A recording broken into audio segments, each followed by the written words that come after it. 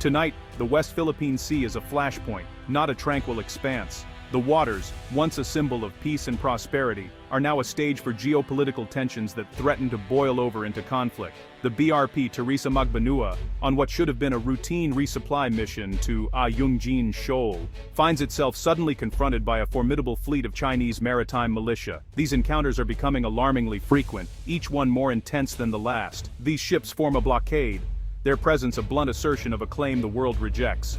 The international community has repeatedly called for restraint, yet the waters remain a contested battleground.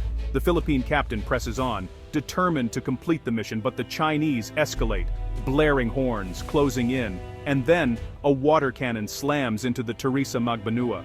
The tension is palpable, the stakes incredibly high. The crew braces, outnumbered and outgunned with no air support in sight. Their resolve is tested as they face the daunting reality of their situation, knowing that help is far away. This is the new normal, daily dangerous encounters, each a test of Philippine resolve. The sailors are on the front lines of a conflict that could redefine the region's future. The world watches the footage, but on the water, the crew stands alone. Their isolation is a stark reminder of the challenges faced by smaller nations in asserting their sovereignty. These standoffs are not just about territory, they expose a critical vulnerability. The lack of a robust defense infrastructure leaves the Philippines exposed to external pressures. Without a credible air force, the Philippines is left exposed, its sailors relying on courage against overwhelming odds. The need for modernization is urgent, as the current capabilities are stretched thin.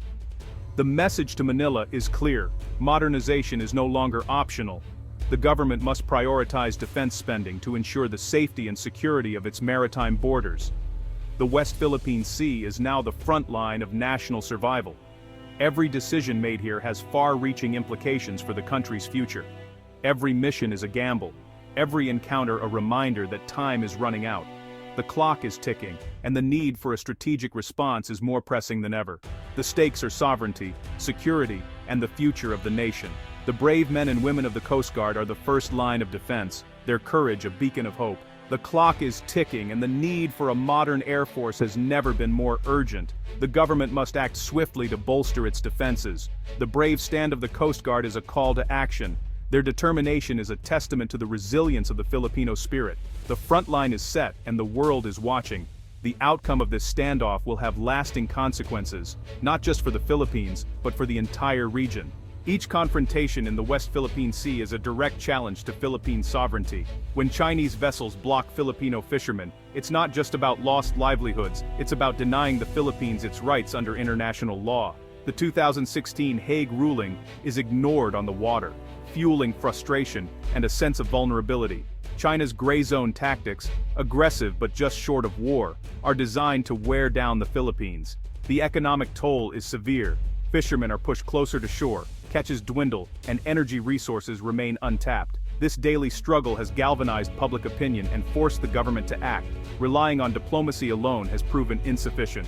The nation now demands real investment in defense, especially in the Air Force. A modern Air Force is no longer a wish, it's a national imperative. The fight for sovereignty is also a fight for the country's future. The Philippine Air Force faces a daunting challenge, one that grows more urgent with every passing year.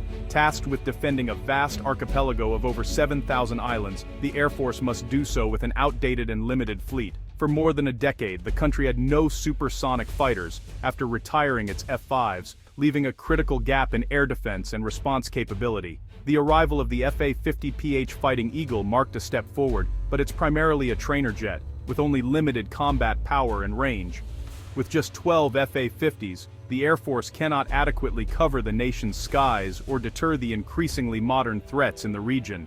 Older aircraft like the Super Tucano and OV-10 Bronco are effective for internal security missions and counterinsurgency, but are virtually useless against advanced enemy fighters or missile threats. The gap in air defense is glaring, leaving the country exposed to potential incursions and unable to respond quickly to aerial threats. In a real conflict, the Air Force would struggle to protect both its ships at sea and its vast territory, putting national security at serious risk.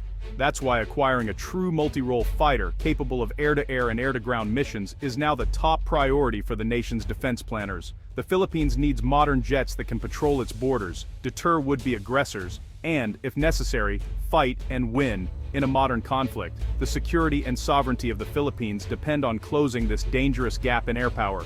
Modernization is not just about prestige or keeping up with neighbors, it's about ensuring survival and protecting the nation's future. The search for a new fighter is not just important, it is urgent and absolutely essential for the country's defense and peace of mind.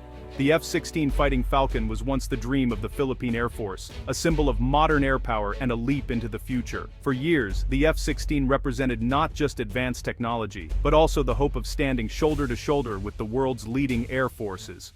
The U.S. offered a deal for 12 advanced F-16s, complete with comprehensive pilot training, maintenance support, and a full suite of modern weapons.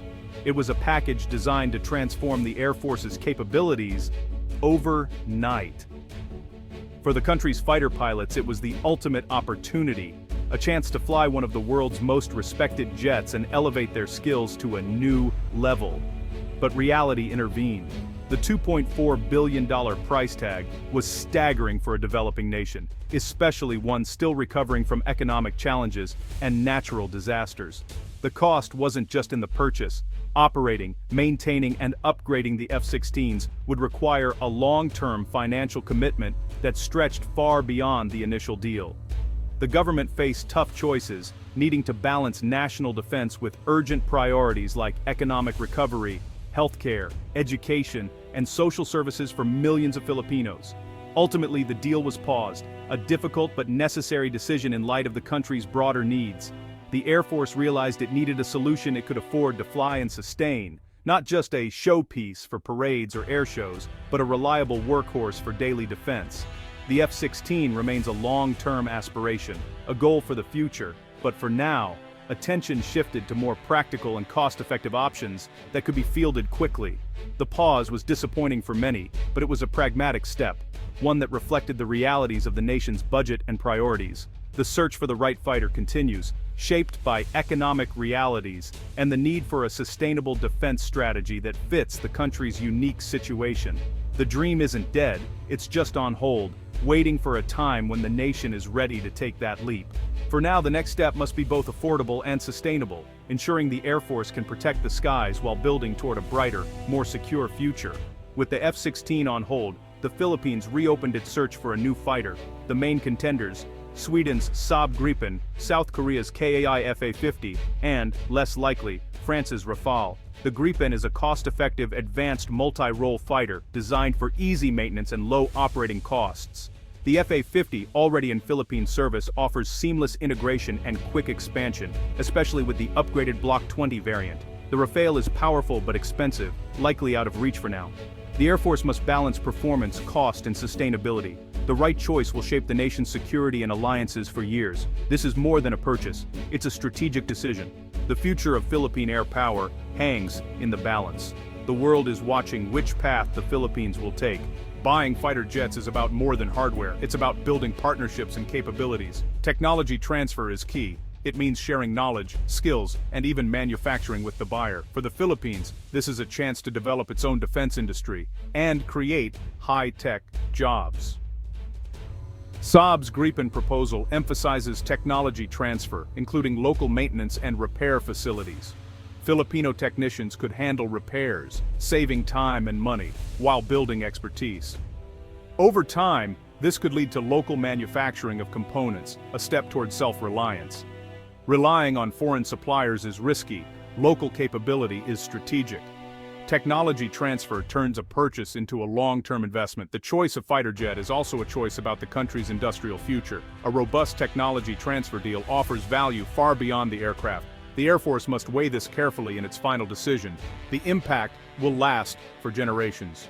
The Air Force faces a strategic choice, a high-low mix of fighters. Advanced jets like the Gripen handle the toughest missions. Affordable Fa-50s cover routine patrols and support. This mix balances capability and cost, allowing a larger, more flexible fleet. It's a pragmatic approach used by top air forces worldwide. For the Philippines, Fa-50s are the workhorses, Gripens are the silver bullet. Relying on one type alone leaves gaps. Together, they form a balanced, sustainable force.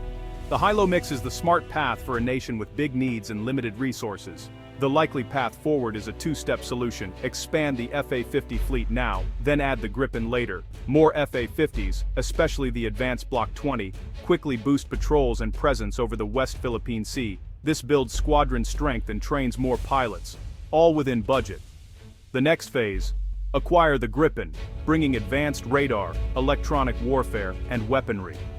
The Gripen becomes the sharp end of the spear, able to establish air superiority. This incremental approach avoids the trap of unaffordable all-at-once modernization. Each step is affordable, achievable, and builds real capability. The F-50 and Gripen together promise a credible modern Air Force. It's a strategy for both today's threats and tomorrow's challenges. The Air Force's next fighter will shape the nation's future, alliances, and security. The F-50 and Gripen plan signals a smart, sustainable commitment to sovereignty. A stronger military means a more stable Southeast Asia and a more effective partner for allies. Domestically, it marks the end of neglect and the start of real investment in defense and industry. This builds national pride and confidence. The modernization story is one of a nation standing up for itself. The F-50 and Gripen represent a balanced, forward-thinking approach. As these jets take flight, they carry the hopes of a nation determined to secure its future.